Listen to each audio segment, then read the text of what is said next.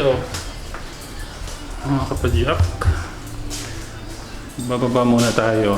May isin ako sa motor. Tapos, we'll talk about it.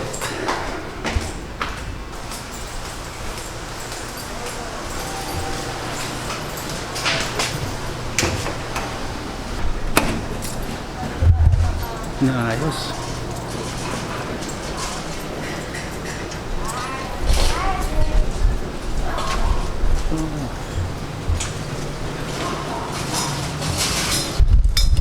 Kuya.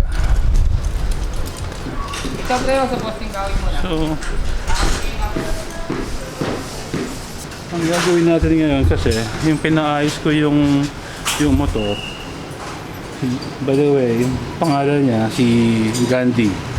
Pina-servicean po siya after pagalitan ng mga fenders niya. Before kasi, ang fenders ni Gandhi, it's the same color as the body, the tank. I find it too flashy. I find it too elegant. So parang nakita tayo nung fenders na plain, pinapaint ko na black. Anyway, napalitan ko na siya just in time for the periodic maintenance service niya. Since actually dapat nung ano pa yun, nung March. Since nagkaroon tayo ng ECQ, GCQ, lahat ng CQ. So, pinaayos ko na. Then, yung pagbalik ng tank, I had to adjust some of the wirings para hindi masyadong off tignan. So, here. Natanggal ko yung zip tie. So now I have to put the zip tie here para malagyan ng at least nakasarado siya. So yun ang gagawin natin today, and then pag-usapan natin siya. Alright?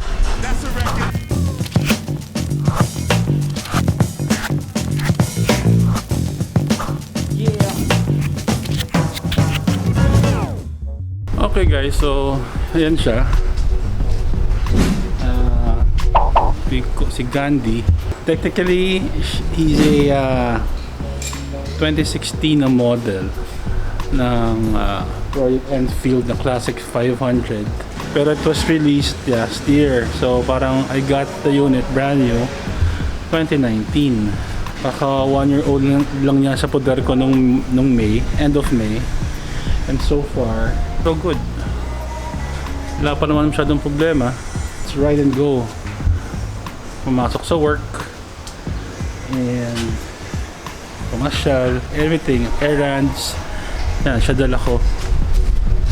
Okay, so wala naman major changes. All I did was I've changed the handlebars. Kasi before, yung original na handlebar kasi ni Gandhi is mababa. Yun yung stock nung Classic 500 and the Classic 350. Mababa yung handlebars. Since ano ako, short limb, diba? May XMBS. Yung ginagamit ko yun noon, parang medyo madaling mangalay yung hands ko. Nag-post ako sa groups namin looking for handlebars na mataas.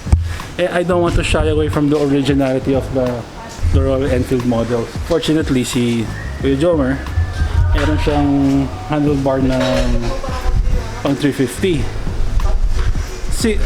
Still, ano pa rin siya, original ng Royal Enfield. So yung binili ko sa kanya, kinabit namin siya. Ano pa sa akin si Gandhi noon? Siguro mga few months old pa lang. After that, the seat. If you'll notice, yung seat niya is different from the stock. Different from the stock. Mas mababa. So what I did again, somebody was selling an old unit ng kanyang upuan. Ayokong tirain yung original na kasama niya. I got the old one, bought a second hand, na-shake ko sa seatmate ni Mandaluyong sa may San Rafael. So it's much lower, mas lower yung contour niya. And same springs, pero reupholstered tsaka shaven, so mababa na siya. Kasi ang issue ko kasi, since may ang bias natin, mahirap ma-reach yung floor using the stock seat. Kasi ang taas eh. Can you imagine look, check it out. Ito yung mababa. Before it was up to here. Ganyan kataas yung dati. Still original, pero modified. There you go. Naka bullet muffler na siya. Kasi the stock muffler is okay. The thing is lang, it's that quiet at the same time heavy. Ang stock mufflers ng Royal Enfield na Classic ay medyo mabigat. So it's just like around para mga 4 kilos yata, 4 kilos around that. Thankful ako, we had friends yan, Patrick ng Orion helped us with the mufflers. Kasi before, when I was using the Cruiser, I had like 6 pairs of mufflers ginawa sa kanya. Doon na ako lumapit. So basically, yan. The mufflers, the seat and the handlebars. Tinanggal ko yung angkasan sa likod kasi wala namang maangkas sa akin. Asawa ko ayaw maangkas sa akin. So if you will notice again, yung side mirrors niya nasa baba. Like, supposed originally nandito yung side mirrors na Ayun. Pag sumisingit sa traffic, medyo mahirap kasi may possibility na tumama sa trucks, sa cars. So, I saw the idea from Raymond. When dumalaw ako sa showroom noon and I was looking for a unit. And fortunately, yung personal unit na sa shop, naka-display. And nakita ko yung ginawa niya ron sa side mirrors niya. Ang tawag nga niya dun sa side mirrors na ganitong style is bushwhackers. By the word itself, it whacks off bushes if you're in the jungle, or maybe that's the idea. So coming from this part of the handlebar, we moved it down here. Diba? See? Fortunately, sa Royal Enfield, may provision sila ng originally, I believe, sa plate number 2 kasi sa India, diba? Meron silang plate sa likod, may plate sila sa harap, pero yung sa plate na sa harap, pahabang ganun. So we took advantage of that. Had a couple of old side mirror brackets ng PX150 na Vespa. Pero sira yung isa, so kumuha ko ng isang pair kay Zaldi. Thanks, Zaldi. Then had it cut, pinakat ko yung thread, then hinang to bracket, and medyo ratty look kasi may kalawang so yan na siya. And the side mirrors are Oxford, the brand. Oxford brand from Moto Market. Nating nakakabit sa PX ko. Fortunately, when I sold the PX, I still kept the side mirror. So yun ang ginamit ko. Isa pang modification na ginagawa, modify pero in upgrade is yung levers ng cambio. Originally, tanggal lang yung sa harap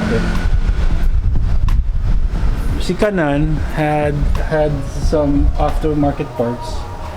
So kumuha ko sa kanya through the help of Paul of Blue Rascals. Nakisuyo ko sa kanya sa bahay. Pinalitan natin na mas madali. At least hindi bugbugan sapatos natin. Diba? Dumihan yung toe area. And lastly, the last change we've done is yung na-mention ko kanina, yung fenders. I got it na before the ECQ pero hindi pa na-deliver kasi walang available na courier. So, June came. Ayun. Naka-primer na siya originally, and yung pagkadating sa akin, few days after nila namin sa painter, pinapaint namin yung jet black. So yun siya. Oh, by the way, nakalimutan ko ibanggit, ang original ng Classic series na turn signal light na lens, ito, originally orange siya, tapos puti ilaw. Umiiwas ako sa masyadong common na look, so bumili ako sa shop ng Enfield sa Hardcore Brothers sa Mandaluyong na pang bullet. So it's a transparent, just 70 pesos ang isa. So palit ng amber na bombilya, palit ng lens, so it's clear pero amber pa rin yung signal na lumalabas, diba? Yung horns niya pinalitan natin ng pangkotse para mas malakas. You know naman how trucks are here in Manila, mga buses, mga jeeps, ang hindi ka naririnig, wala silang pakialam sa'yo. Kilometers per hour,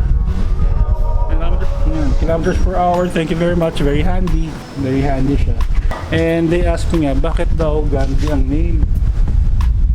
But Actually, Gandhi kasi is Indian, di ba? And si Gandhi, may motorcycle.